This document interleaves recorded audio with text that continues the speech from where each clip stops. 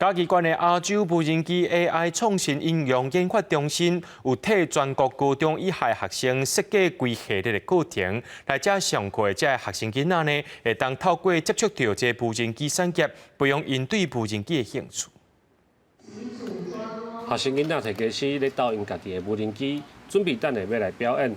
嘉义县溪口国中的学生甲武德甲无人机结做伙，要来展现控制无人机的功夫甲创意。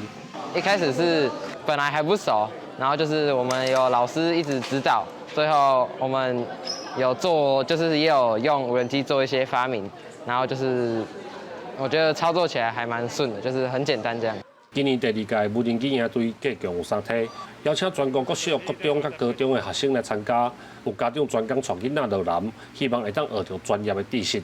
主要是因为那个妈妈有先报名了，所以再来。但是其实我自己还蛮喜欢做那些科技跟机器人，然后也很喜欢做模型之类的。我喜欢会飞的东西。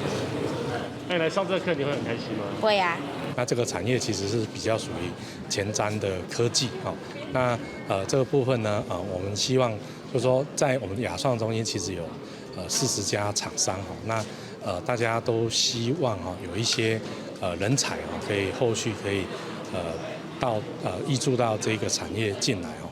为着要来培养未来无人机的人才，亚洲无人机 AI 创新应用研发中心举办无人机的营队，为飞行概念开始到导无人机来试飞体验拢有，希望培养学生对这个未来产业产生热情甲兴趣。记者林伟霆，嘉义报道。